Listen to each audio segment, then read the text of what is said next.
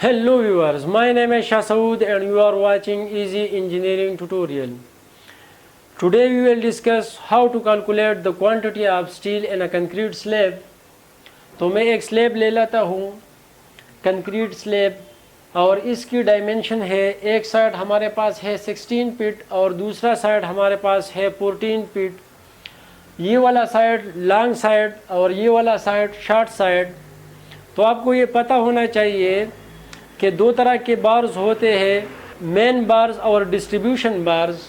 Main बार वो बार होते हैं जो बेंडिंग वाली साइड यानी जो क्रिटिकल साइड है उसकी अलोंग स्प्रीड हुआ हो तो उसको हम मेन बार कहते हैं, और डिस्ट्रीब्यूशन बार जो दूसरी साइड पर स्प्रीड हो। अभी सादा अल्फाज में ये भी हम कह सकते हैं कि वन वे स्लैब में मेन बार्स वो बार्स होते हैं जो शॉर्ट साइड पे, यानी जो शॉर्ट साइड जिसकी लेंथ छोटी हो उस साइड पे जो बार स्प्रीड होंगे तो उसको मेन बार कहते हैं, और जो लॉन्ग साइड जिसकी लेंथ ज़्यादा हो उसके अलोंग जो बार स्प्रीड होंगे तो उसको डिस्ट्रीब्यूशन बार कहते हैं। तो ये हमारे पास शॉर्ट साइड है, तो ये शॉर्ट साइड पे जितने भी बार स्प्रीड होंगे इसको हम मेन बार्स कहेंगे, और जो लॉन्ग साइड पे जितने भी बार स्प्रीड होंगे तो इसको डिस्ट्रीब्यूशन बार कहते हैं। अभी डिस्ट्रीब्यूशन बार्स की जो लेंथ है वो 16 फीट है और मेन बार्स की जो लेंथ है वो 14 फीट है। अभी आते हैं डायरेक्ट इस बार की वेट को फाइंड कर लेते हैं।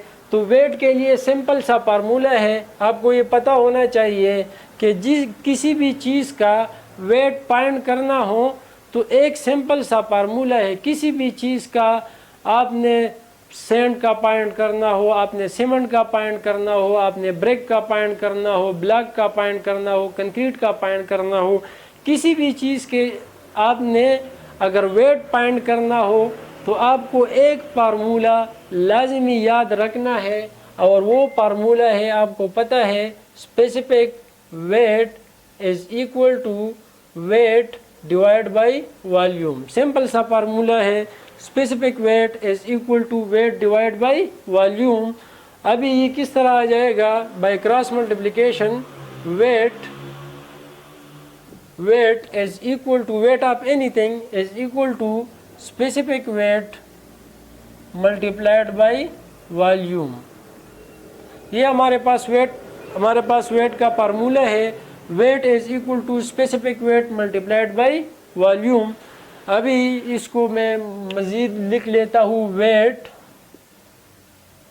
Is equal to specific weight multiplied by volume. क्या चीज़ है? वॉल्यूम, एरिया, 3 साइड है, so area multiplied by length, इसको हम वॉल्यूम बोलते हैं।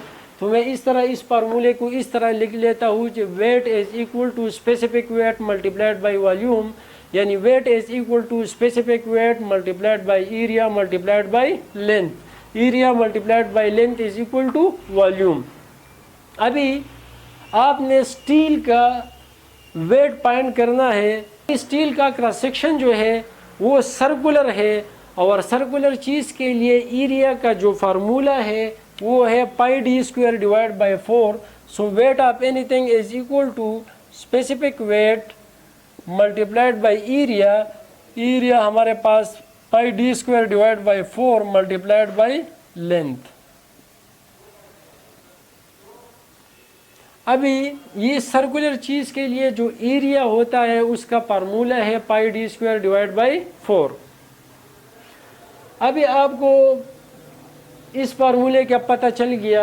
स्पेसिफिक वेट क्या चीज़ है? वेट डिवाइड बाय वॉल्यूम आपको पता है पहले से, लेकिन स्टील का स्पेसिफिक वेट जो है वो है 490 पाउंड पर फीट क्यूब। आपने ये जहन में लाजमी रखना है, स्टील का जो स्पेसिफिक वेट है वो है 490 पाउंड पर फीट क्यूब।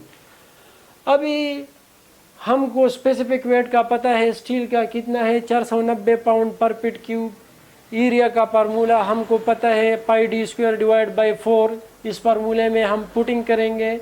और लेंथ जितने भी स्टील है, ख्वाह वो मेन बार्स हो या डिस्ट्रीब्यूशन बार्स हो, इसकी लेंथ को हमने फाइंड करना है कि कितना लेंथ है।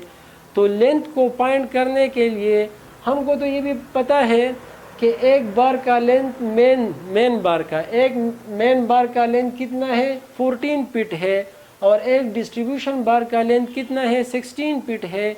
लेकिन हमको ये नहीं पता है कि कितने नंबर ऑफ मेन बार्स इस स्लैब में यूज़ हुए हैं और कितने नंबर्स ऑफ डिस्ट्रीब्यूशन बार इस स्लैब में यूज़ हुए हैं।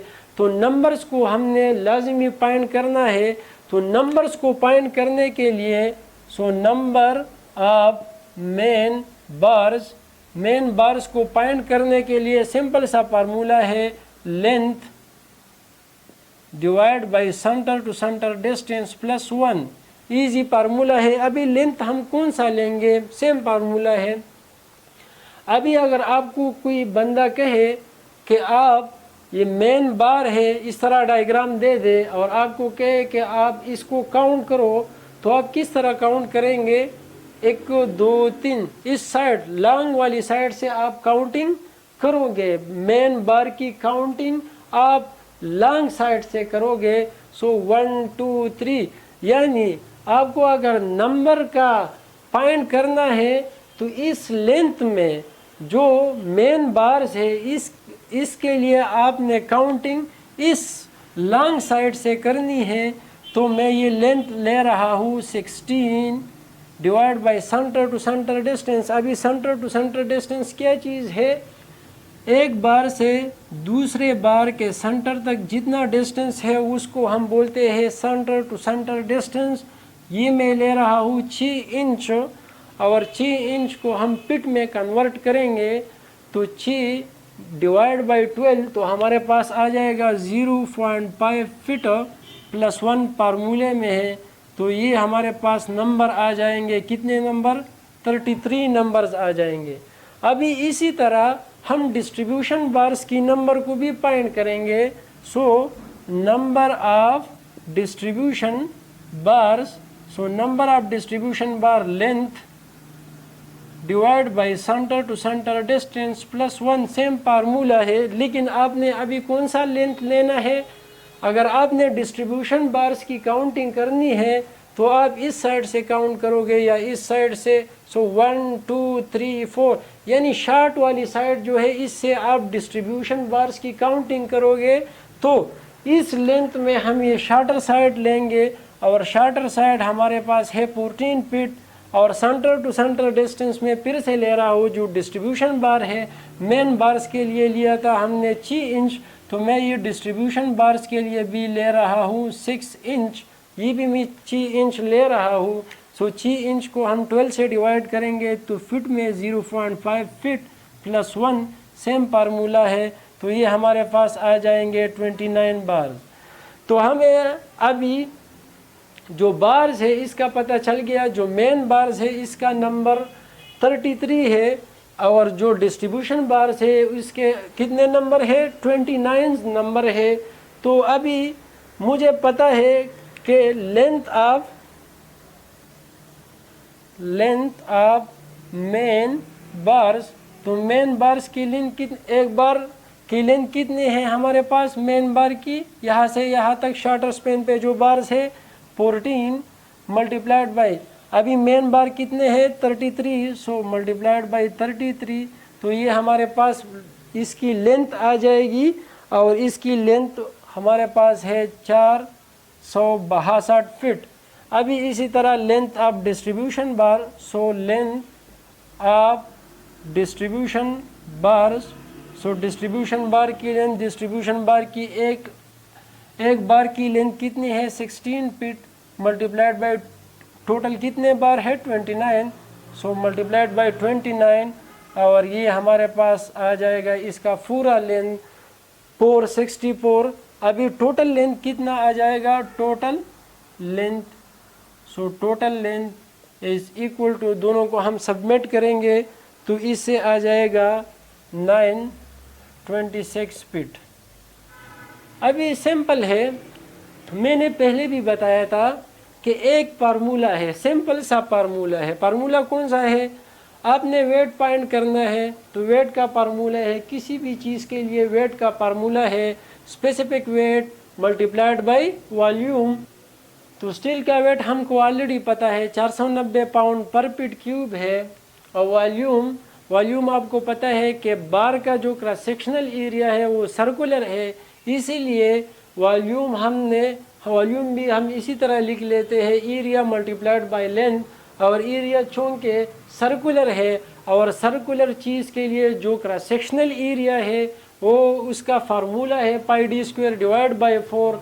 सो area multiplied by length area का फार्मूला है।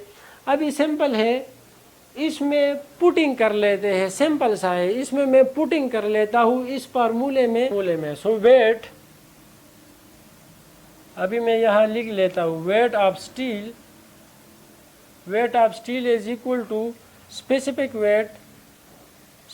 Wait of steel multiplied by volume of steel, यह मैं लिख लेता हूँ। So weight of steel is equal to specific weight of steel, और स्पेसिफिक वेट ऑफ स्टील कितना है?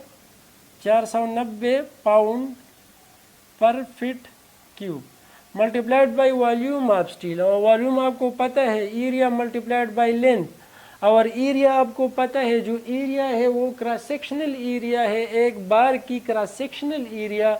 और क्रॉस सेक्शन चूँकि सर्कुलर है तो सर्कुलर चीज़ के लिए जो एरिया है वो pi D square divide by 4 volume multiplied by length.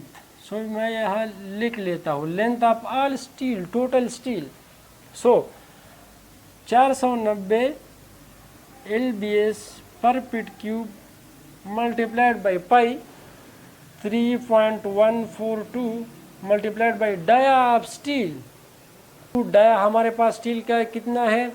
मुख्तलिफ स्टील है, 4 सूत्र है, 6 सूत्र है, 8 सूत्र है, आप कितना भी ले लो, उसको इंचेस में कन्वर्ट कर लो, फिर बाद में फिट में कन्वर्ट कर लो। तो आपके साथ ये रिज़ल्ट मैं यहाँ ले रहा हूँ 4 सूत्र, पहले मैंने इंचेस में कन्वर्ट किया, सो 4 डिवाइड बाय 8, फिर कन्वर्ट किया डिवाइड बाय 12, सो फिट में कन्वर्ट किया, स्क्वायर लिया, डी स्क्वायर है, यहाँ पर भी मैंने स्क्वायर लिया, so divide by 4 multiplied by total length. और टोटल लेंथ हमारे पास है, टोटल जो स्टील इस स्लैब में है उसका पूरा का पूरा लेंथ हमारे पास है 926 फीट। अगर इसकी हम पूरा का पूरा कैलकुलेशन करें, मैंने ऑलरेडी कैलकुलेशन किया हुआ है, तो अगर इसका हम कैलकुलेशन करें तो ये हमारे पास आता है 619 पाउंड। सो ये हमारे पास आ जाएगा 619 पाउंड आ जाएगा LBS। केजी में कन्वर्ट करेंगे तो केजी में कन्वर्ट करने के लिए आपको ये पता होगा कि 1 kg of steel is equal to 2.2046 something pound. So इसको हम डिवाइड करेंगे 2.204 पर, तो ये हमारे पास आ जाएगा 280 kg। सो इतना हमारा पास 280 kg ये टोटल स्टील हमारे पास इस स्लैब के लिए आ जाएगा। लेकिन इसका centre to centre distance 6 inch होगा। अगर हम सेंटर टू सेंटर डिस्टेंस को मज़ीद बढ़ाएं तो ये हमारे पास इससे भी कम आ जाएगा। अगर हम 4 इंच करें सेंटर टू सेंटर डिस्टेंस तो ये स्टील की मकदार और भी बढ़ जाएगी। तो ये डिपेंड करता है इस सेंटर टू सेंटर डिस्टेंस पर। तो ये बेसिक सा तरीक़ा है, सिर्फ़ और सिर्फ आपने इस फार्मूले को, स्पेसिफिक वेट का जो फार्मूला है इसको याद रखना है और फिर निकालना है आपने ये जितने भी स्टील की लंबाई है, टोटल लंबाई, ख्वाह वो डिस्ट्रीब्यूशन बार्स हो या मेन बार हो, इसका पूरा का पूरा लंबाई आपने निकालना है। और इस फार्मूले स्पेसिफिक वेट से जो फार्मूला है weight is equal to specific weight multiplied by volume, इस फार्मूले में आपने पुट कर लेना है। तो आपके पास खुद ब खुद जितने भी स्टील है एक स्लैब के लिए, ख्वाह वो ये स्लैब हो, इससे बड़ा हो, इससे छोटा हो, जितना भी हो, तो खुद ब खुद आपके पास पान हो जाएगा। So thank you very much.